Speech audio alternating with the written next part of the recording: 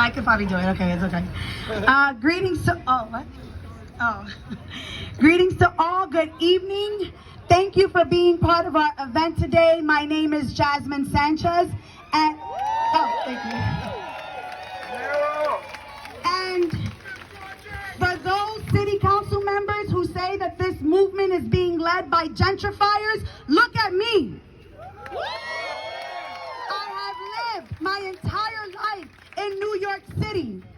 I was educated in our public school systems, and I live in NYCHA, the second largest development, Baruch houses. Yeah.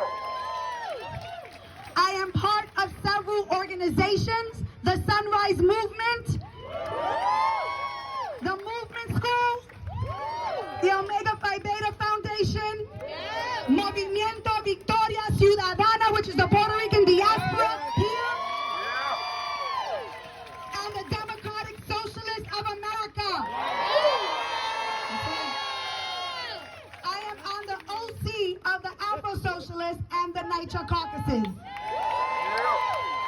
We are here because tomorrow the City Council will vote on a budget that will give NYPD $6 billion. While they give little to housing, education, youth, and healthcare programs. This is unacceptable. We demand that the City Council reduce the police budget by 50%.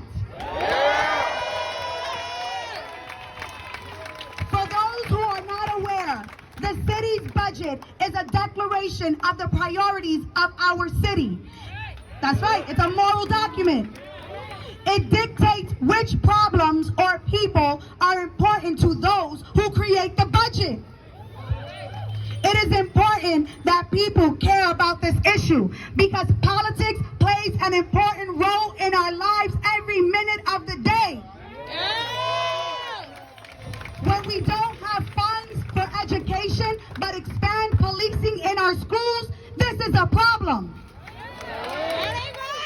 When the state budget cuts funds for healthcare during a pandemic and the City Council remains idle and NYPD has money for riot gear, pepper spray, and massive vehicles to kettle us in, we must recognize that this is a problem.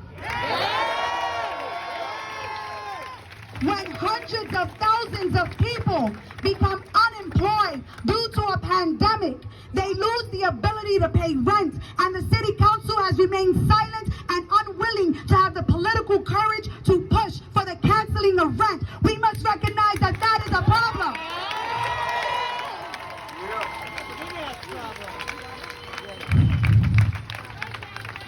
Sorry, I was deeply breathing. As of April of this year, there were 60,422 homeless people in our city. The City Council has the power over land use, social housing programs, and development that happens in the city. Instead of serving the people, they use this power to serve the interests of real estate and private entities. That is a problem.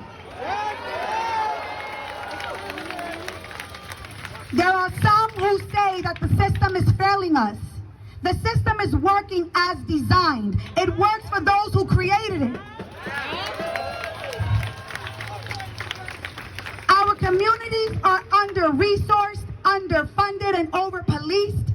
The lack of investment in education, healthcare, labor, and housing in our communities is not by mistake, it is by design.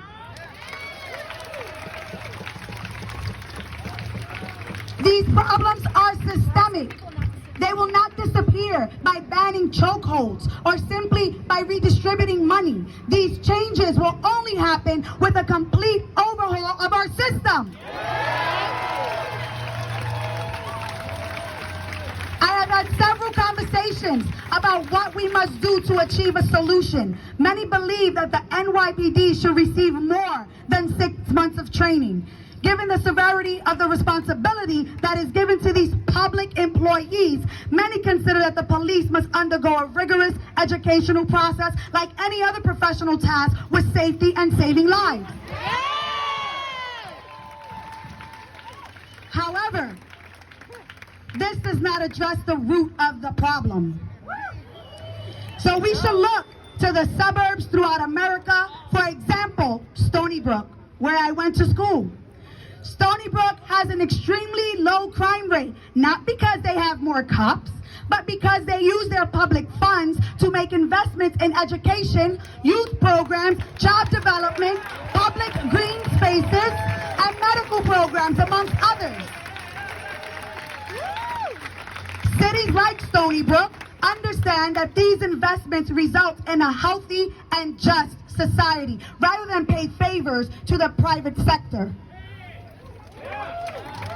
We need to pass legislation that invests in communities that were redlined, that saw planned shrinkage, that were and are the victims of the war on drugs and mass incarceration, and people living in communities that have and are seeing rapid gentrification and displacement.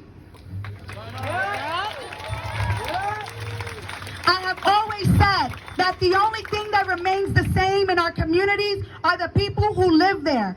Politicians will come and go, but we will stay. So we have to take care of one another, which is what we're doing today.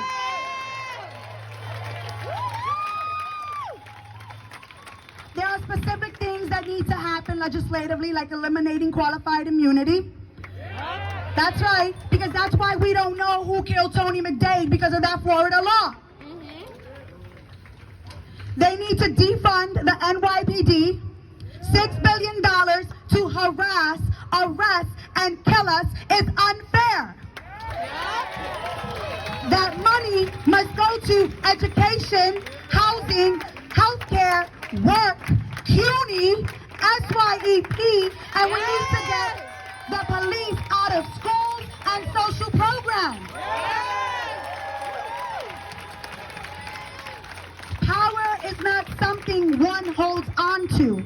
Power is something you use to lift a vision. To create a budget that cuts vital services for residents is sending a clear message that we don't matter, and we will never have a healthy and just society in New York City. And we are here today to say, if the members of the City Council are not on the moral side of this and do not cut the budget by 50%, do not seek our endorsement in 2021.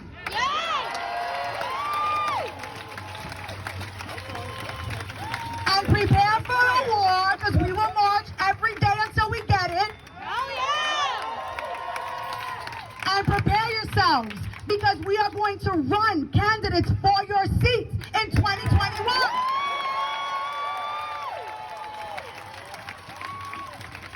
So that's where I leave y'all. All